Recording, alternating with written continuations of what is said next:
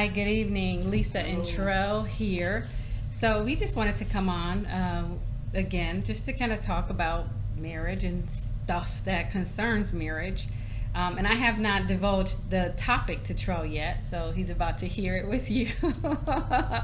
And today's topic, or this video's topic, is something that most marriages struggle with, and that's parenting.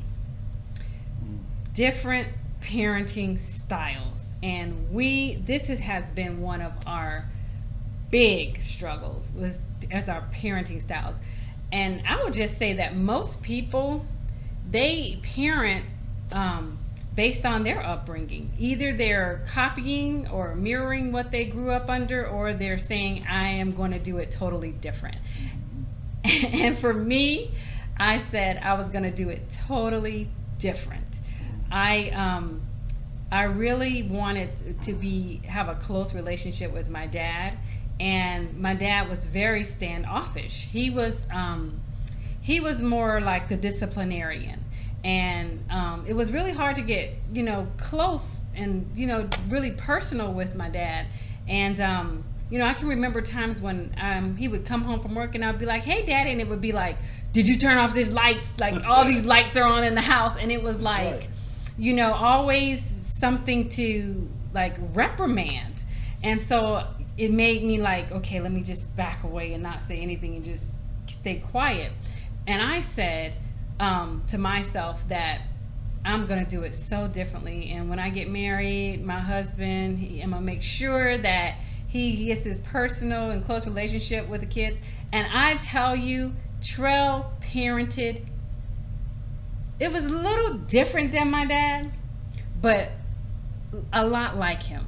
A lot like my dad. And so I was always feeling like I was just running interference.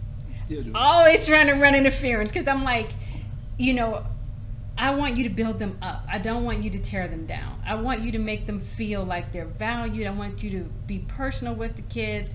And so that was just kind of my thought in raising the kids. What was yours? Well, in order to build something up, it has to be broke down. Oh So, my Lord. well, it's just like the muscles, you know what I'm saying? You work, you break it down, you build it back up. Yeah, that's what we men do. We don't want no soft, be tough and, be able to handle diversity or adversities. And, we just have to make it stronger. So that was your mindset in parenting, was that you In a needed to sense. break them down to build them back up? Yeah, but they can build themselves up. Yeah, Mm. that's Well, what I think. Trust me, it was totally opposite what we had in our mind, because I thought build them up, build them up. And Trell was trying to tear them down apparently to build them up. So, and I get it, as parents, we don't want our kids to be dependent on us. We want them to be self-sufficient, and we want them to not have muscle. And I would say that there's benefits in both of our parenting styles. There were benefits in it because I think our kids are very different than we were. Well, all of them now. So every generation, everybody look back and say, we had it like this. It was different, But you guys realize, even though we had it different, they still had to go through what they're going through during that time, or what the world is issuing out to them now. It's even though it was different timing, they still going through probably worse things than what we went through. Yeah, because at least we got to turn it off when we got home Right. from school. And we didn't have so many distractions like they have now too. Yeah. So They got a lot going on, but we had so much more responsibility growing up. I know I did. I remember walking to school when I was like by myself when I was like 9 years old, and it was like a couple miles. And I looked at my kids at 9, and I was like, no way am I letting my kids walk, a mile, Right. not even half a mile, looking that little, But, something with our parents, they allowed us to do a lot of things that we didn't allow our kids to do, but it did make us self-sufficient. yeah. I mean, I because do remember walking to the park by myself when I was probably like 5 or 6 years that's old. crazy. I'm That's just saying, crazy. really. I remember doing that. Yeah, stuff like that. But so of course, since we had different mindsets about parenting, we ran into we would butt heads all the time. Oh my goodness, did we have so many fights about how to parent the kids, and each kid was different too. So it was different with each kid, Yeah. and I think that was one of the things too that came out in marriage counseling What? was the parenting of David. I think it was David that we talked Yes, about. ma'am. Yeah. And so talk a little bit about. Well, he talked about how we need to spend more time together, and you get out of the way, Yeah. you know, because you was always interfering when I was trying to make him a man. You want to make him a man in the way you think he should be, but you know, women can only do so much, and not, you know, even though parents love their children, you just want to take care of them. Mhm. You want to never let them out your sight. You know, don't want to grow up, you know. But you got to realize, if we was to die today, will he be better off? Would he be better off with us gone? Well, yeah, I agree. He has to learn a lot of things, and it wasn't so much that I was opposed to you teaching David stuff and having him learn things. It was just the way that you taught him. It was always with yelling, and that's how my dad was. He was always yelling. It was like, "Make this right," you know, and it was just like, why do I have to get yelled at? To, you know what I mean? Even in the learning process, it's like that was just it had such a big impact on me. You know, just always being, even with doing homework, like just to like go get your paper checked. If you couldn't figure it out, if you got it wrong, it was always yelling. And it was like, it was horrible to be yelled at all the time because you didn't understand or because you didn't know how to hold the rake right. And so when I would, because we had yard day. Oh, I hated yard day. But when I would see you yell at David, it would really bring up all of those memories about how I felt when my dad would yell at me or yell at my siblings for stuff when we just didn't know. It was like, okay, it's like my first time doing this. Or, you know, especially one of the things that I had a big issue with was like, oh my goodness, if the kids didn't wash the dishes right, there was so much yelling about a dirty dish. And I would just be like, I'll do the dishes. And Terrell would move out of the way. Come here. You move, you go, you come here. And it was like the worst. It was really hard. Hard for you. It was hard for you too, because I think you were frustrated. You were frustrated with me. Right. I was frustrated with you. And it always in the way. Get out the way. Yeah. It was, and it was like a big contention in our marriage with the kids. And now that they are adults, I don't think by the time we finally got it together, I think the kids were all adults, right? They were almost like, they were like in high school last couple years. And then I had, you know, like you said, and the counselor, he was telling me to, you know, let Trell do, but he was also telling Trell, spend time with him, go do things that David wants to do, you know, listen to him and stuff like that. And so Trell did that one time. I think you did it one time. A few times. It made such an impact on David that I actually, because I'm gonna tell you what the dynamic was. And I don't know if Terrell knows this dynamic, but so Terrell would talk and the kids would just let him talk, but then they would come and check with me to see what I had to say about it, because I was always undermining him, because I just was like, no, he's gonna tear you down, so just listen, be respectful, and then come to me and then I'll tell you. And so I remember when David, after you spent that time with him, and I told him to do something, and he said, no, Dad told me to do it this way. And I was like, but I'm saying do it this way. And he was like, Mom, I'm sorry, but I'm going to do what Dad said. And I was like, couldn't believe it. I couldn't believe that act of you actually spending time with him, listening to him, building a relationship with him would cause him to turn his face from me to you.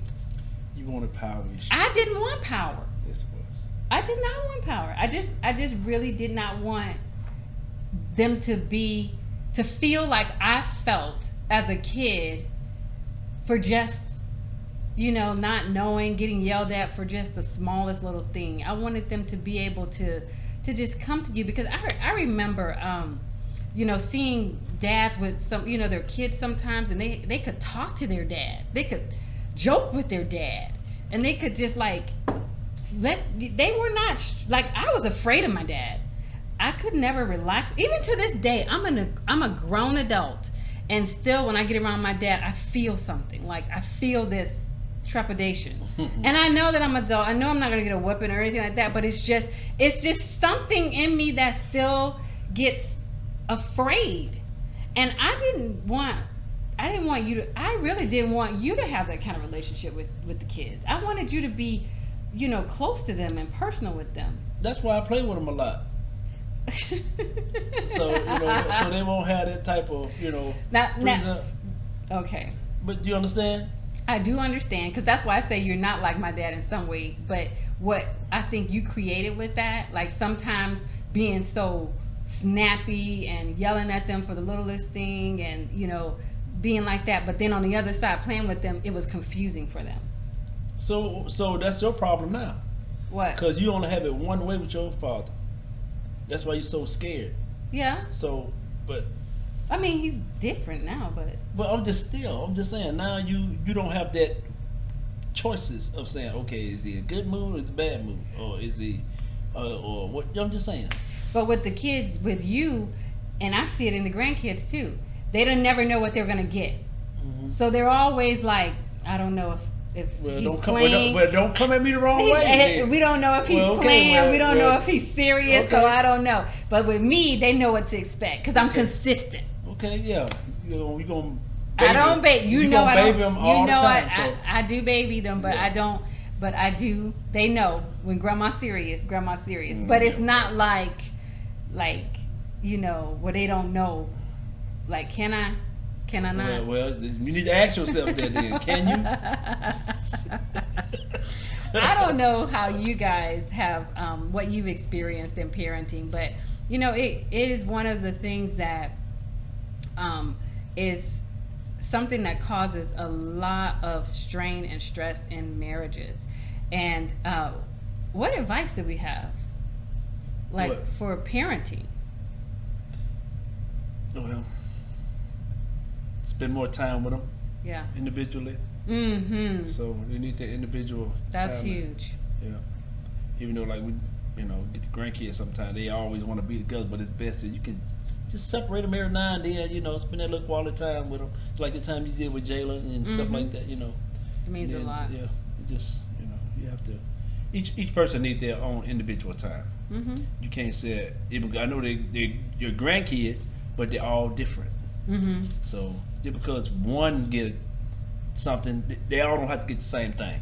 It's almost like the football team. Everybody get a trophy. Mm-hmm. I'm just saying. Everybody don't get no trophy. What I'm saying? But you can get a participation. But still, you got the MVP. You got the most improved. You got stuff like that. Well, one piece of advice that I have that I see more so, and I do it more with my grandkids than I did with my actual kids, is I just talk to them. And I did do it with my kids, but not as much as I should have. But I'll just ask them about their day, and then sometimes they'll say it was fine, and I'll be like, well, I'll break down the day, well, what'd you do this morning, or what'd you have for breakfast, or what did you Well, and then they found out it wasn't so bad. It was pretty good. Yeah. Then you just actually break. What's your teacher? What did she do today? So I'll just break it down just to open up the conversation, and then I learn a lot about them, and then they love that. They love being recognized and being heard and being given that individual attention. And then you really start to really know who your kids are, because I can tell you, I don't think my parents knew who I was. I can't remember anybody as far as the external stuff, well, Lisa's quiet, she comes, she goes to her room, she reads the book, but like what I thought, what kind of things went through my mind, you know, my interactions at school with people, how I felt about people, whether I was, you know, this or that, I don't think anybody ever sat down with me and like had those type of real conversations. What are you thinking? Spoil. But I do with the kids, my kids, all the time. I'm always talking to them. I know what's going on in their lives. They tell me all of it, and it's different. It's very different with adult kids, because with adult kids, the training is over. Yes. It is over. Right. They have already received the training. Now it's time for them to apply it, and Right. they're gonna apply it like they want to apply it. And the thing that I think a lot of parents with adult children struggle with, and I did at first, was, you know, trying to give them all the advice. They don't want it. They do not want the advice. They're gonna do what they're gonna do. They're gonna do what they want to do. And so really when they come to me and we're talking, we're just really talking. I'm like, you know, what's going on in your life? How's it working out? How's it working out? Like, it's very open-ended questions. Well, what do you think about that? How do you feel? How do you think it's gonna work? You know, why'd you make that decision? Right. You know, That's but it. none of this. You should, you Right. should, you should, you better, you should. I taught you better than that. Nope. It is fruitless. When you do that and you go through all those motions with adult kids, trust me, they are going to do what they're going to do. And I let them know that they get to make all the choices and they get to keep all the consequences of their choices. And when they come to us for help, we make a decision whether we're going to do whatever. And so, but it's not. Because you're not going to break up us. Exactly. For what you're going through. So. We're going to come in agreement. Yeah. If we don't want to come on agreement, then we're not doing it. We're not doing it, right. So we do sit down, we talk about, hey, this was the request. What do you think? And we just talk about it and we come in agreement. So that has fixed a lot of the issues that with the adult kids. Just us coming in agreement and talking about it and making the decisions together. And then with the grandkids, it's great. It's awesome because, you know, you get to spoil them up and just send them back home. But nobody got no whooping last time. Yeah, I'm still blocking. When he tries to spank the grandkids, I'm like, no. I had agreement last time. I'm not spanking them. I think you got one of them. I did get Jalen. Yes, I did. Now, if Grandma whip you, that you really had that coming. Jalen just loves to try you. So, you know, I had just told him, Jalen, you know, Grandma don't like whipping kids. So Jalen wanted to push every button to see if I was telling the truth. He said after I whipped him, I thought you said you weren't going to whoop me. I'm like, oh my goodness, he is something else. I love my grands. I love all my kids. I love all of our kids. But, you know. We just wanted to come on and talk about something that we know is a real struggle because for many, many years, that was a constant battle between us was how to parent the kids. And I learned just by looking at some other parents that when they was something going on between maybe the daughter and the son or whatever, when their relationship, their marriage or anything, learn. That's just, you know, you can give advice without getting involved. Oh, you mean with her married adult like kids? Yeah. Always interfering and stuff like that. So learn how to. Yeah, you shouldn't interfere because you know they have to leave and cleave. They have to leave and cleave. That's right. And so they have to figure it out.